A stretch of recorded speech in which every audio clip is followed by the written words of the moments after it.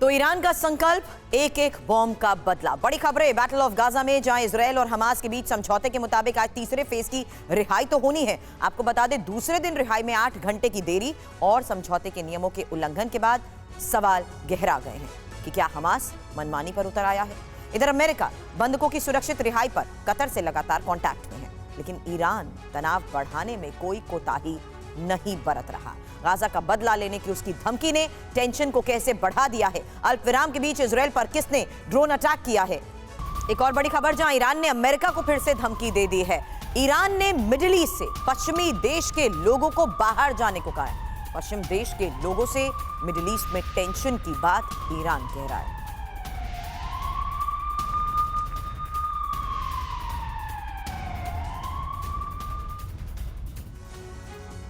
तो पश्चिम की वजह से क्षेत्र में टेंशन की बात ईरान कह रहा है। अमेरिका को फिर से ईरान की धमकी है ये। और मिडिल ईस्ट में टेंशन के बीच ईरान ने अमेरिका, यूरोप को तक धमकी दे दी है। मिडिल ईस्ट से पश्चिम देशों के लोगों को बाहर जाने की बात कही जा रही है। पश्चिम देश को लोगों से मिडिल ईस्ट में टेंशन की बात ईरान कह रहा है, लेकिन अमेरिका इजरायल का जिस तरीके से समर्थन कर रहा है उसे एक बहुत बड़ी भूल बताया जा रहा है। इसी समर्थन को गलती कह रहा है ईरान। इस गलती की सजा अमेरिका को भी मिलेगी। और ईरानी रक्षा मंत्री का जिस दौरान ये बयान सामने आया है, एक बार फिर से इस चेतावनी के तहत अमेरिका को इस गलती की सजा भुगतने की बात कही गई है। अब ईरानी रक्षा मंत्री की धमकी देने के बाद ईरान के सुप्रीम लीडर ने इजरायल को धमकी दे दी। एक और सबसे बड़ी खबर, जहां गाजा पर गिराए एक एक बॉम्ब का बदला लेने की बात ईरान कह रहा है। हमले के बाद इजरायल की जिंदगी छोटी, खमनेई की तरफ से यह बयान दिया गया। तो पश्चिम देशों को धमकी जिस तरीके से मिल रही है, बड़ी बयानबाजी की जा रही है। इजरायल को ईरान के सुप्रीम लीडर की धमकी को लेकर इस वक्त ये बड़ी खबर आप देख रहे हैं। खमेनेई ने इजरायल को जो धमकी दी है उसी के बारे में जानकारी, क्योंकि ईरान का आखिर प्लान है क्या। बंधक डील के बीच ईरान के सुप्रीम लीडर की धमकी को लेकर बड़ी खबर। गाजा पर गिराए गए एक एक बॉम्ब का बदला लेने की बात ईरान कह रहा है। हमले के बाद इजरायल की जिंदगी छोटी, खमेनेई की तरफ से बात कही गई। इजरायल चाहता है गाजा पर कब्जा, और हमास और हिजबुल्लाह को ईरान का जिस तरीके से खुला समर्थन है। ईरान 7 अक्टूबर के बाद से ही इजरायल को लगातार धमकियां भी दे रहा है।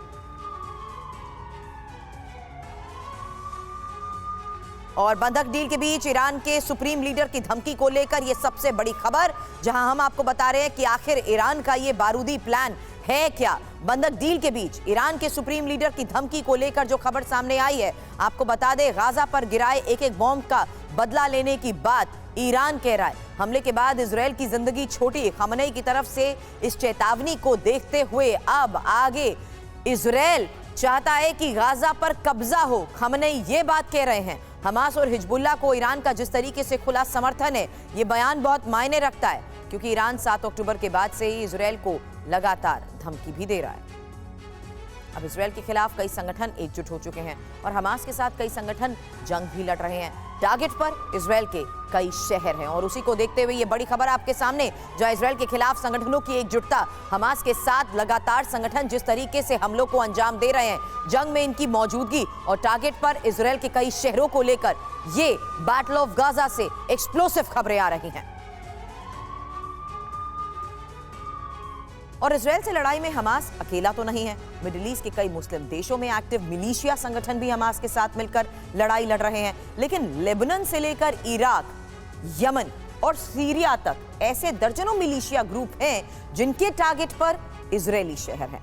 अब युद्ध विराम के बाद हमास और फिलिस्तीन इस्लामिक जिहाद खुलकर कह रहे हैं कि वो आगे की लड़ाई हिजबुल्लाह और हुथी के साथ मिलकर लड़ेंगे। ये इंफॉर्मेशन जो आपके सामने है, इसमें युद्ध विराम के दौरान गाजा पट्टी में सक्रिय 3 प्रमुख संगठनों की ये तस्वीर आपके सामने है, क्योंकि इन्हीं 3 प्रमुख संगठनों की तरफ से आग उगली गई है। जहां देखिए पहली तस्वीर हमास की। अल-कुद्स और फिलिस्तीन इस्लामिक जिहाद ने जो बयान दिए हैं, एक एक कर उन्हीं बयानों को जरा समझिए, क्योंकि हमास की रणनीति इजरायल से लंबे युद्ध की है। हमास इजरायली सेना को लंबे युद्ध में उलझाकर थकाने की कोशिश कर रहा है। हमास युद्ध विराम को मौके की तरह देख रहा है और इस दौरान वो अपने लड़ाकों में जोश भरने की जो कोशिश कर रहा है, उसको लेकर भी खबरें मिली हैं, क्योंकि खुद को फिर से संगठित करने में ये जुट गया है। हमास की रणनीति है हिजबुल्लाह और हुथी के साथ मिलकर एक ऐसा चक्रव्यूह तैयार किया जाए इस तरीके से हमले को अंजाम दिया जाए जिससे इजरायल को ज्यादा से ज्यादा नुकसान पहुंचे। तो गाजा की आपदा कई देशों के लिए अवसर बनकर तो आई है।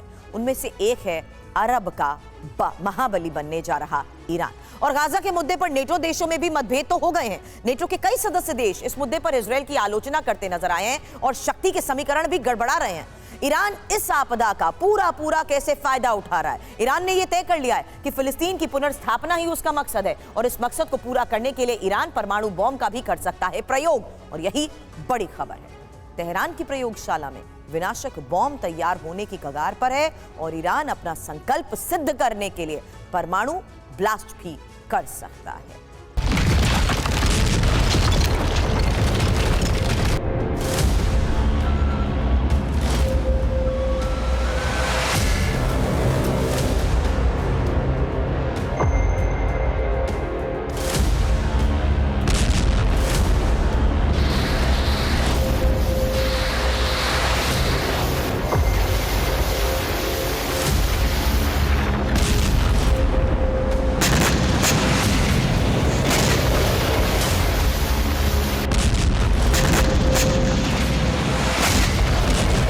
अरब के सबसे पुराने विवादित क्षेत्र की 40 किलोमीटर लंबी पट्टी के अधर में लटके भविष्य ने यह तय कर दिया है कि परमाणु विस्फोट होकर रहेगा।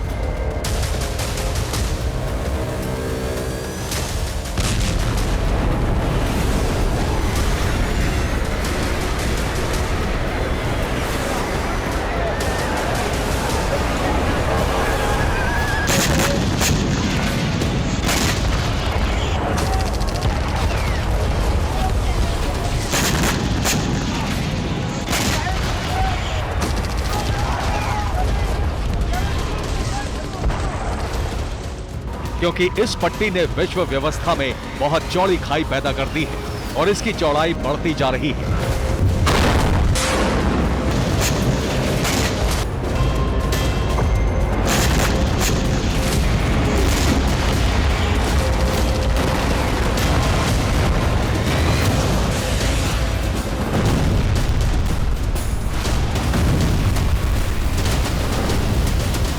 रूस और यूक्रेन के युद्ध में अमेरिकी खेमे के देश अमेरिका के साथ थे, लेकिन अरब में छिड़े इस युद्ध ने अमेरिकी खेमे में खाई पैदा कर दी है और हमास समर्थक ईरान के खेमे से अमेरिकी खेमे के देश भी जुड़ने लगे हैं।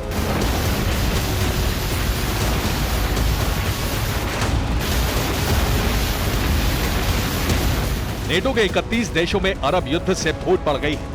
फ्रांस 2 स्टेट सॉल्यूशन पर सहमत है। बेल्जियम ने गाजा पट्टी पर हमले के लिए इजरायल की आलोचना की है। स्पेन ने भी इजरायल विरोधी रुख दिखाते हुए फिलिस्तीन का समर्थन किया है। तुर्की पहले से ही हमास और ईरान के समर्थन में है।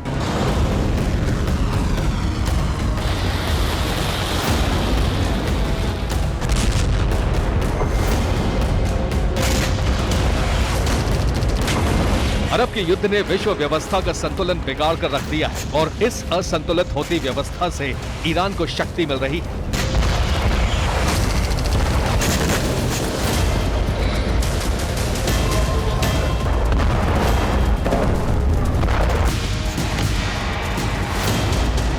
गाजा में सीजफायर के साथ ही अमेरिकी खेमे में होकर भी ईरान के समर्थकों का अंदरूनी खेमा तैयार हो चुका है।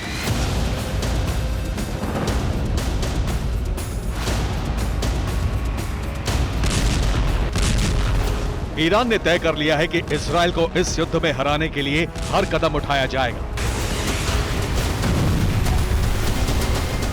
ईरान ने फिलिस्तीन की स्थापना और इजरायल के खात्मे का संकल्प ले लिया है।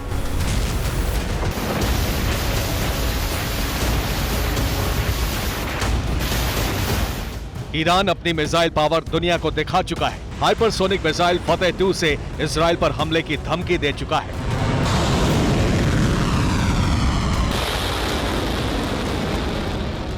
और अब ईरान परमाणु बम बनाने के बहुत करीब है।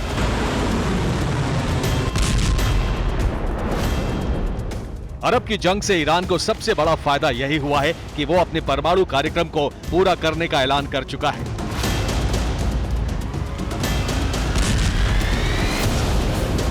ईरान का परमाणु कार्यक्रम अंतिम चरण में है और वो परमाणु बम बनाने के बहुत नजदीक है।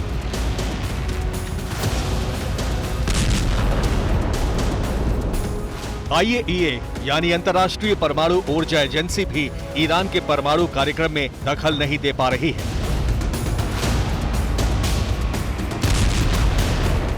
इस हफ्ते वियना में IAEA की बैठक हुई। इस बैठक में E3 ग्रुप यानी फ्रांस, जर्मनी, यूनाइटेड किंगडम भी शामिल हुए। बैठक में मुद्दा उठाया गया कि IAEA गतिविधियों को ईरान परमाणु कार्यक्रम की निगरानी नहीं करने दे रहा है, लेकिन अरब युद्ध के दौरान पश्चिमी देश ईरान पर दबाव नहीं बढ़ाना चाहते। डर है कि दबाव बढ़ाया गया तो ईरान इजराइल पर हमला कर देगा। पश्चिमी देश चाहते हैं कि अरब में परमाणु हथियार न बनाए जाएं, जबकि ईरान कहता है कि इजराइल के पास परमाणु हथियार हैं।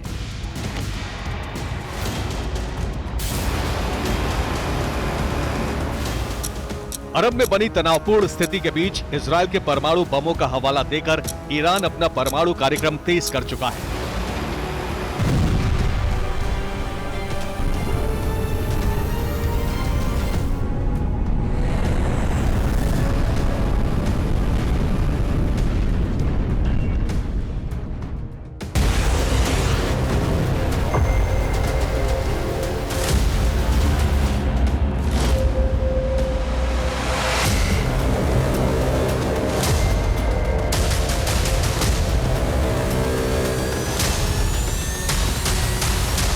ईरान की सरकार परमाणु बम बनाने के बहुत करीब है और इसका संकेत तेहरान से भी मिला है। ये है ईरान की सुप्रीम नेशनल सिक्योरिटी काउंसिल के सचिव अल शमखानी। दरअसल अली शमखानी ने सुप्रीम नेशनल सिक्योरिटी काउंसिल के सचिव पद से इस्तीफा दे दिया है। शमखानी 10 साल से इस पद को संभाल रहे थे। शमखानी ईरान के परमाणु कार्यक्रम में अवरोध माने जाते थे। पश्चिमी देश और IAEA शमखानी को इस पद पर बनाए रखना चाहते थे। शमखानी ईरानी प्रॉक्सी संगठनों के विरोधी थे और पश्चिमी देशों की नीतियों के समर्थक।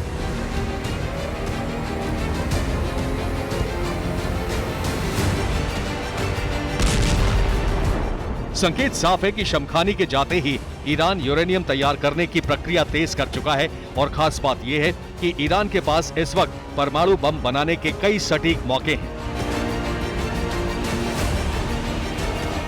पहला ये कि ईरान पर इस वक्त अंतर्राष्ट्रीय दबाव बहुत कम है। दूसरा, रूस ने दावा किया है कि उसके पास सबूत है कि इजराइल के जखीरे में परमाणु बम है। रूस ने कहा है कि उसने तुर्की के कुछ सिग्नल रिकॉर्ड किए हैं जो बताते हैं कि इजराइल के पास परमाणु बम है। इजराइल ईरान के परमाणु कार्यक्रम का विरोधी रहा है और कई बार धमकी दे चुका है कि उसके परमाणु केंद्रों पर बमबारी करके सब तबाह कर देगा। लेकिन अब आसार ऐसे बन रहे हैं कि 8 दिन के भीतर परमाणु बम तैयार करके उसका परीक्षण कर सकता है और इसी से फिलिस्तीन का भविष्य तय होगा।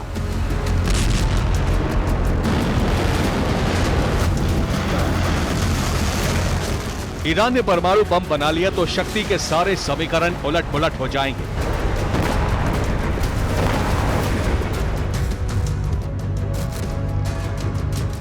अरब में सबसे शक्तिशाली देश बनने के बाद ईरान अपनी शर्तों पर गाजा युद्ध का समाधान कराएगा। ईरान अमेरिका को अपनी शर्तों पर झुका सकता है, गाजा में अपनी मर्जी की सरकार बनवा सकता है, फिलिस्तीन की पुनर्स्थापना करा सकता है, इजराइल के अस्तित्व पर सबसे बड़ा खतरा बन सकता है। रिपोर्ट यह भी है कि इजराइल के अस्तित्व पर खतरा हुआ तो तेल अवीव परमाणु हमला कर देगा।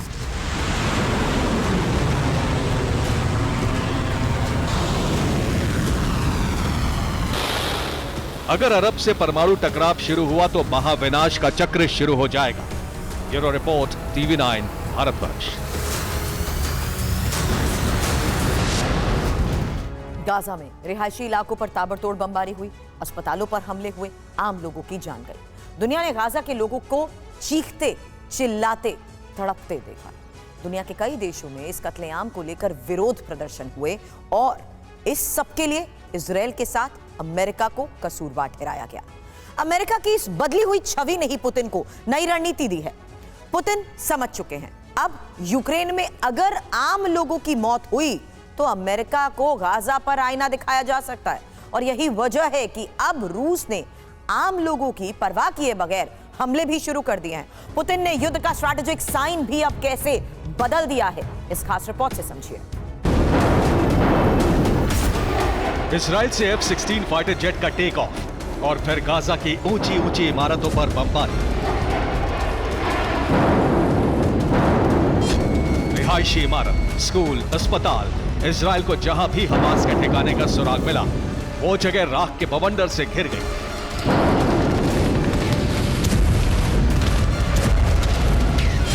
न लोगों की जान की फिक्र, न आम लोगों को निकलने का कोई अल्टीमेटम। अमेरिका के दोस्त ने जब जहां चाहा हमला कर दिया। लोगों की चीख पुकार, ये बेतहाशा भागते लोग, आंखें नम करने वाली ऐसी तस्वीरें पूरी दुनिया ने देखी। और ये सब पुतिन भी देख रहे थे। अमेरिका और इजराइल को लेकर दुनिया के कई देशों में प्रदर्शन हुए, लेकिन अमेरिका ने इजराइल को नहीं रोका। अब यूक्रेन में भी ऐसा ही हो सकता है। पुतिन भी यूक्रेन में अब ऐसी ही तबाही मचा सकते हैं जैसी गाजा में मची है। पुतिन ने भी अपनी सेना को बेफिक्र होकर यूक्रेन पर हमले का आदेश दे दिया है। नई रणनीति को लेकर दावा है कि रूस अब यूक्रेन के रिहायशी इलाकों पर भी हमला करेगा। यूक्रेन के लोगों को एक बड़ा इलाका खाली करने का अल्टीमेटम दिया जाएगा। गाजा की तरह ही रूस भी यूक्रेन में बफर जोन बना सकता है।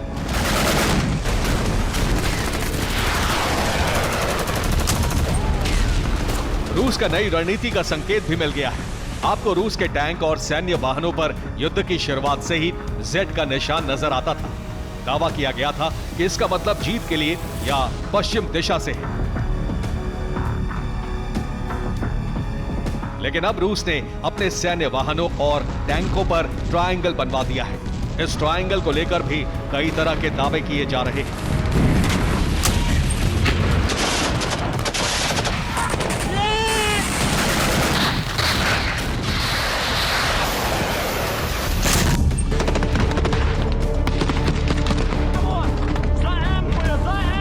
इजराइल के प्लान से पुतिन को भी नई रणनीति मिली है। पुतिन की सेना अब तक यूक्रेन की आर्मी से लड़ रही है,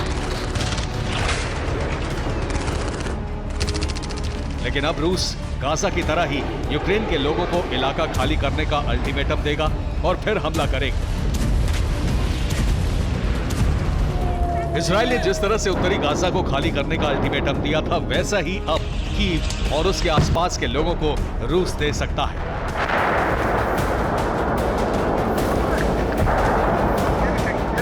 जल्द से जल्द जीत हासिल करने के लिए रूस ने भारी और घातक हथियारों का इस्तेमाल करने का फैसला लिया है। रूस अब क्लस्टर बम का अधिक इस्तेमाल करेगा। थर्मोबैरिक हथियारों का इस्तेमाल होगा। स्कंदर मिसाइलों से हमले तेज किए जाएंगे। केमिकल हथियारों का इस्तेमाल भी किया जाएगा।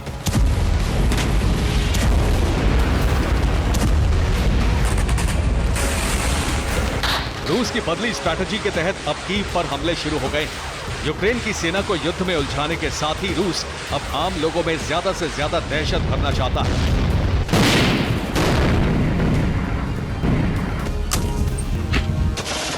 ताकि रूस से अब किसी इलाके को खाली करने का फरमान जारी हो, लोग सरकार और सेना की बात भी न माने। इसके लिए रूस थर्मोबैरिक बम से हमले करने वाला है।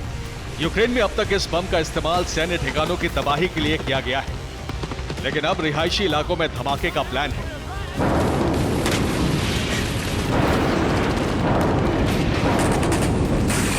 ये हवा में ऑक्सीजन खत्म कर देता है। इसे सबसे घातक गैर परमाणु हथियार माना जाता है।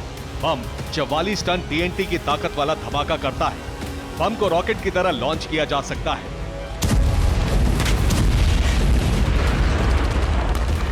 रूस ने थर्मोबैरिक प्रहार की शुरुआत भी कर दी है। यह हमला शुक्रवार को किया गया। यूक्रेन के टॉर्स्की लेज इलाके में थर्मोबैरिक धमाके से भारी तबाही हुई। ये बम जहां भी गिरता है, आसपास मौजूद इंसान और तमाम जीव तड़प तड़प कर दम तोड़ देते हैं।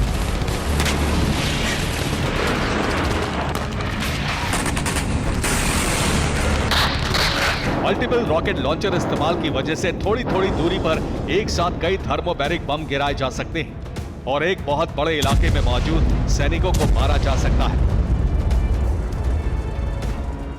क्लस्टर बम और केमिकल हथियारों के इस्तेमाल से भी रूस यूक्रेन के लोगों को डराने के प्लान पर काम कर रहा है। रूस ने अपनी सेना को कवच देने के लिए जगह जगह टोर M2 एयर डिफेंस सिस्टम को तैनात कर दिया है। ये यूक्रेन के ड्रोन के लिए काल साबित हो रहे हैं।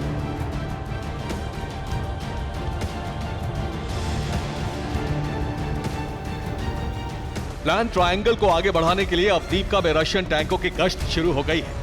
रूस इसी तरह अब यूक्रेन के तमाम इलाके पर कब्जे की कोशिश में है। रूस ने मिसाइल प्रहार के तरीके को बदल दिया है। अब इस्कंदर मिसाइलों के हमले के कुछ देर बाद दोबारा उसी जगह पर मिसाइल से हमले किए जाते हैं ताकि बचाव दल या नुकसान का जायजा लेने आए सैन्य अफसरों को मारा जा सके। मिसाइल हमले की रणनीति में बदलाव आया है। एक ही जगह को कई बार टारगेट किया जा रहा है। मकसद हमले वाली जगह पर जुटी भीड़ को टारगेट करना है।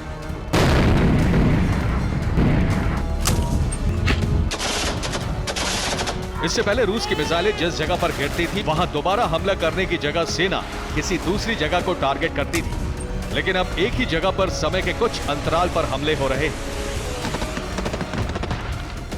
मारियोपोल और बाखमुत की तरह ही रूस का फोकस रिहायशी इलाकों को मलबा बनाने का है। गाजा में जिस तरह से इजरायल ने इमारतों को गिराया है, उससे रूस को लगता है कि अगर इमारतें गिराई जाएंगी तो आम लोग और सेना खुद उस इलाके से निकल जाएगी। गाजा की तरह ही रूस की सेना अब जमीन के रास्ते आगे बढ़ रही है और हवाई हमले तेज कर दिए गए हैं। कीव पर भी रूस ने ड्रोन हमले की शुरुआत कर दी। शुक्रवार को कीव के आसमान में कई ड्रोन नजर आए, लेकिन एयर डिफेंस ने रूस के ड्रोन को हवा में ही नष्ट कर दिया। रूस की रणनीति से आशंका है कि अब यूक्रेन में भी गाजा की तरह ही सिविलियंस की मौत का आंकड़ा तेजी से बढ़ने वाला है। Report TV9 Bharat.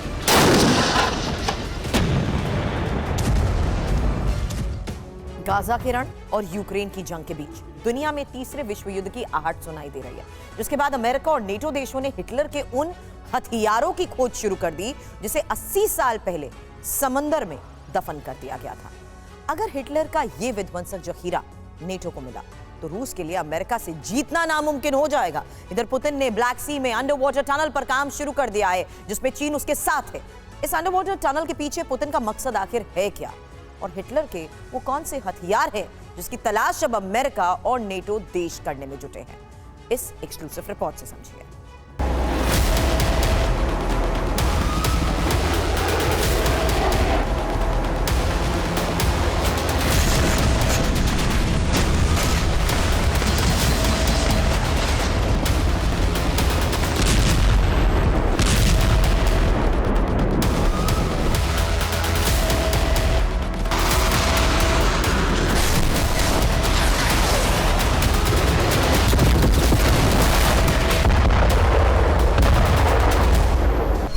तारीख अगस्त 1945, जगह बर्लिन, जर्मनी। बर्लिन के शहर पोट्सडैम में 20 दिनों तक चली मीटिंग के बाद एक प्रेस कॉन्फ्रेंस हुई, जिसमें तत्कालीन अमेरिकी राष्ट्रपति हैरी ट्रूमैन, ब्रिटेन के प्रधानमंत्री और सोवियत संघ के राष्ट्रपति जोसेफ स्टॉलिन मौजूद थे। इस प्रेस कॉन्फ्रेंस में जर्मनी की हार के बाद उसके भविष्य पर बात हुई, साथ ही उन केमिकल हथियारों पर जिन्हें खास तौर से हिटलर के वॉर साइंटिस्ट ने तैयार किया था। तय हुआ कि इन केमिकल हथियारों को समंदर में डुबो दिया जाएगा। अगले 3 सालों तक समंदर की गहराइयों में अलग अलग जगहों पर इन हथियारों को दफना दिया गया। तारीख नवंबर 2023, जगह बाल्टिक सागर।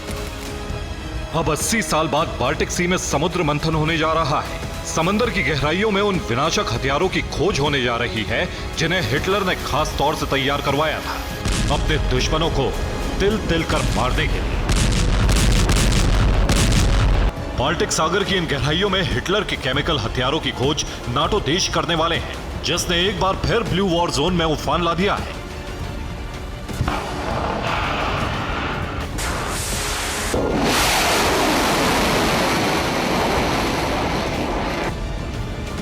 नाटो देश बाल्टिक सी में बड़ा खोजी अभियान शुरू करने जा रहे हैं, जिसकी तैयारियां भी पूरी हो चुकी हैं। नाटो की गुस्ताखी से रूसी राष्ट्रपति पुतिन आग बबूला है। और समंदर में रूसी युद्धपोत गर्जना कर रहा है।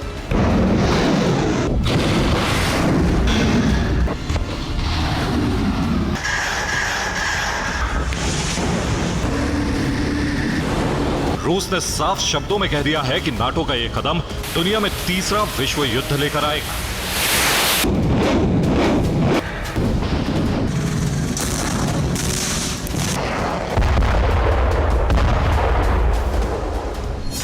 दरअसल दूसरे विश्व युद्ध के दौरान मई 1945 में जर्मनी ने सोवियत संघ के सामने आत्मसमर्पण कर दिया। सोवियत संघ ने जर्मनी के केमिकल हथियारों पर कब्जा कर लिया, जिसमें तकरीबन 65,000 टन सक्रिय केमिकल हथियार थे। जिसके बाद अगस्त 1945 में अमेरिका, सोवियत संघ और ब्रिटेन के बीच पोट्सडैम समझौता हुआ। समझौते में तय हुआ कि इन केमिकल हथियारों को समंदर की गहराइयों में डुबो दिया जाएगा। पोट्सडैम समझौते पर अमेरिका, सोवियत संघ और ब्रिटेन ने हस्ताक्षर किए, जिसके बाद अमेरिका और ब्रिटेन ने अटलांटिक महासागर में केमिकल हथियार को डंप कर दिया, जबकि सोवियत संघ ने इन हथियारों को बाल्टिक सागर की गहराइयों में फेंक दिया। हेलसिंकी आयोग यानी हेलकॉम की रिपोर्ट के मुताबिक समंदर में 150 से 300 जगहों पर केमिकल हथियार डुबोए गए थे। हिटलर के केमिकल हथियारों का बड़ा हिस्सा सोवियत संघ के पास था, जिसमें से तकरीबन 40,000 टन केमिकल हथियार रूस ने बाल्टिक सागर में दफना दिया।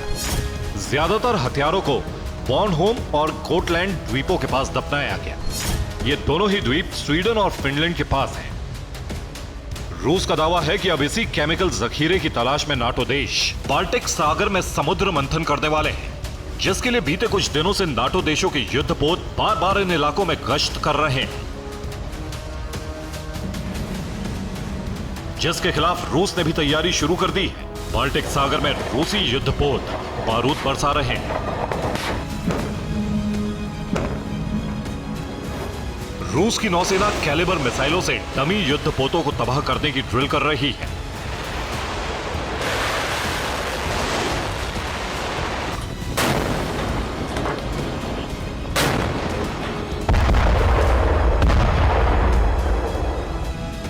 रूस के टोही विमान लगातार बाल्टिक क्षेत्र में उड़ान भर रहे हैं, ताकि नाटो की गतिविधियों पर बारीक नजर रखी जा सके।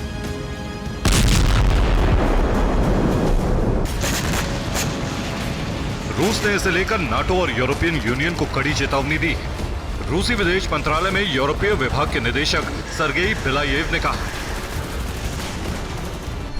बाल्टिक सागर में नाटो की गतिविधियां चिंता बढ़ाने वाली है।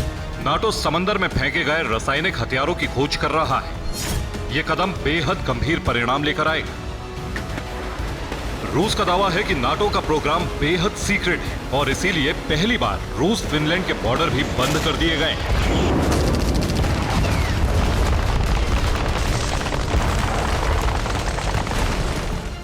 एक तरफ नाटो बाल्टिक सी में मंथन कर रहा है, तो दूसरी ओर रूस ने ब्लैक सी में अंडर वाटर टनल पर काम शुरू कर दिया है।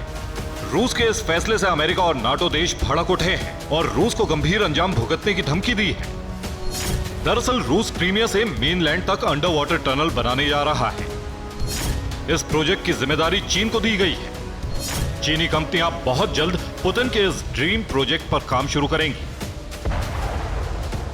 दरअसल कर्च ब्रिज पर यूक्रेन लगातार हमले कर रहा है। वो 2 बार कर्च ब्रिज को नुकसान पहुंचा चुका है, जिससे क्रीमिया और रूस का कनेक्शन टूटने का डर है।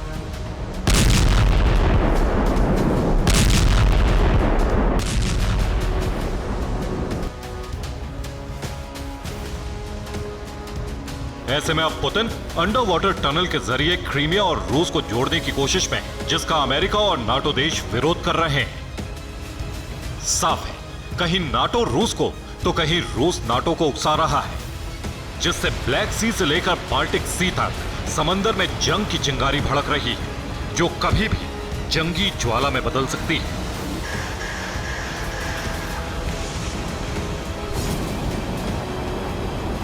Bureau report, TV9 Bharatvarsh.